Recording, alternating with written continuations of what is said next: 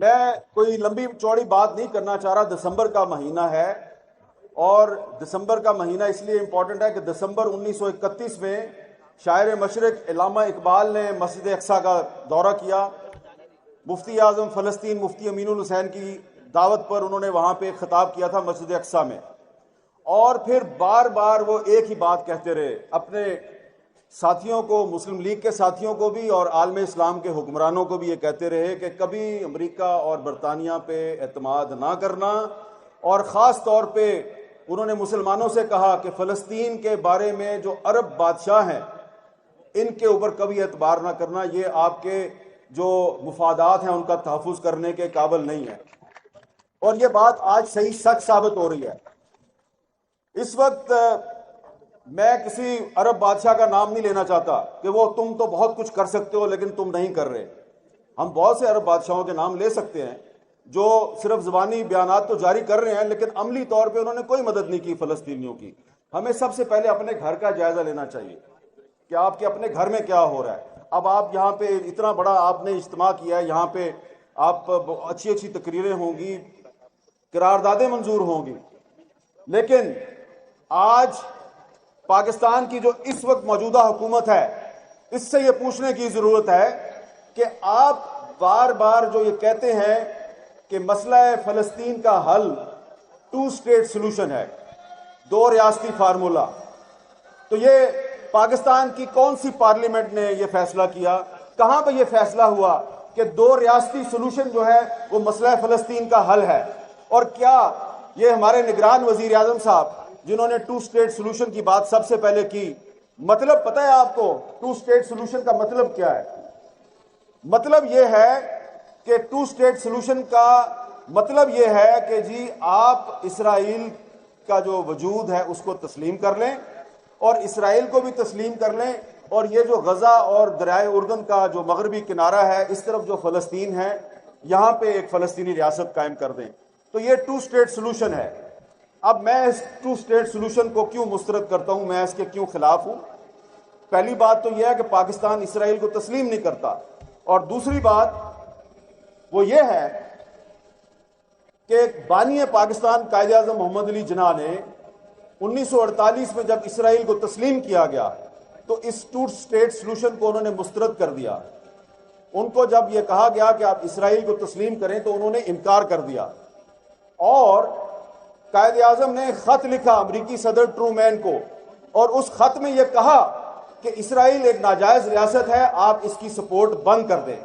تو لہذا اگر آج پاکستان کی کوئی حکومت 2 اسٹیٹ سلوشن کو سپورٹ کرتی ہے یا کہتی ہے کہ مسئلہ فلسطین کا حل 2 اسٹیٹ سلوشن ہے, تو اس طرح وہ دراصل اسرائیل کو تسلیم کرنے کی بات کر رہی ہے, اور ہم اس کو تسلیم نہیں کرتے. ہم سمجھتے ہیں کہ اسرائیل دراصل فلسطین ہے اور پورے کا پورا فلسطین آزاد ہونا چاہیے. اب کہا جائے گا کہ یہ تو آپ اقوام متحدہ کی جو قراردادیں ہیں اس کی خلاف ورزی کر رہے ہیں, تو اقوام متحدہ کی ایک قرارداد تو کشمیر کے بارے میں بھی ہے, تو پھر آپ کو جو کشمیر کے بارے میں قرارداد ہے اس کا بھی احترام کرنا چاہیے. آپ کشمیر پہ قرارداد کا احترام نہیں کرتے, ہم اسرائیل اور فلسطین پہ اقوام متحدہ کی قرارداد کا احترام نہیں کرتے, اور یہ ایک اعلان کرنا چاہ رہے ہیں. آپ کریں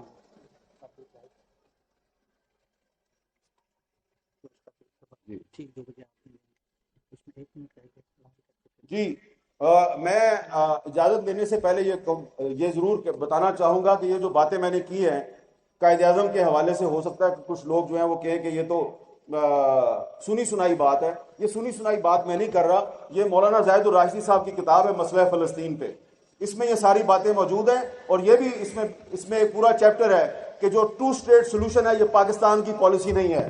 نگران وزیر اعظم 2 اسٹیٹ سلوشن کو تسلیم کر سکتا ہے, ہم نہیں کرتے. اور ابھی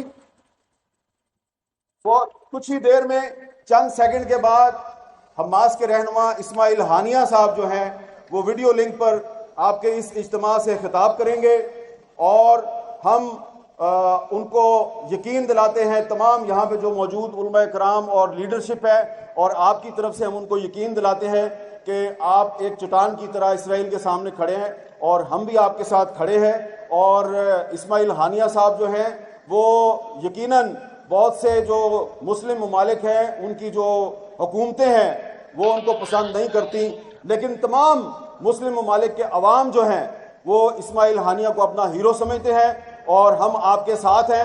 ہماری حکومتیں آپ کے ساتھ ہونا ہو، لیکن ہم سب آپ کے ساتھ ہیں، اور اب کچھ ہی دیر میں اسماعیل ہانیہ صاحب جو ہیں وہ آپ کے سامنے جلوہ افروز ہوں گے۔ بہت بہت شکریہ۔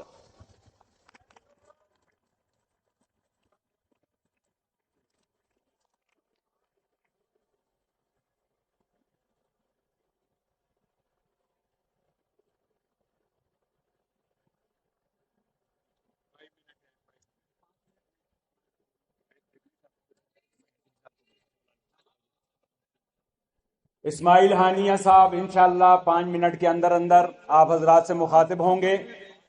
ان سے قبل میں فخر جمعیت، درویش جمعیت حضرت مولانا عبدالغفور حیدری صاحب کو دعوت دیتا ہوں کہ وہ تشریف لائیں اور اپنے خیالات کا اظہار فرمائیں۔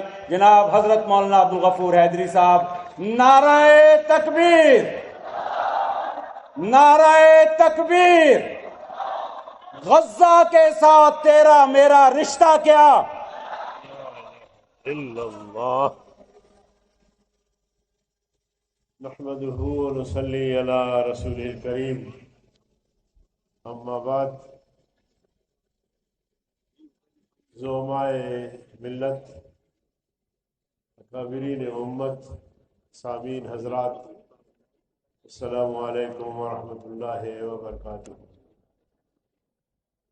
میں ایک دو باتیں عرض کرنا چاہتا ہوں۔ تقریر اور طویل گفتگو کی کوئی گنجائش نہیں ہے۔ پہلی بات تو یہ ہے کہ میں پوچھنا چاہتا ہوں ان نام نہاد انسانی حقوق کے منتظمین سے جو کہیں کسی علاقے میں کوئی بچہ یا کوئی خاتون یا کوئی بے گناہ مارا جاتا ہے تو وہ آسمان سر پہ اٹھاتے ہیں۔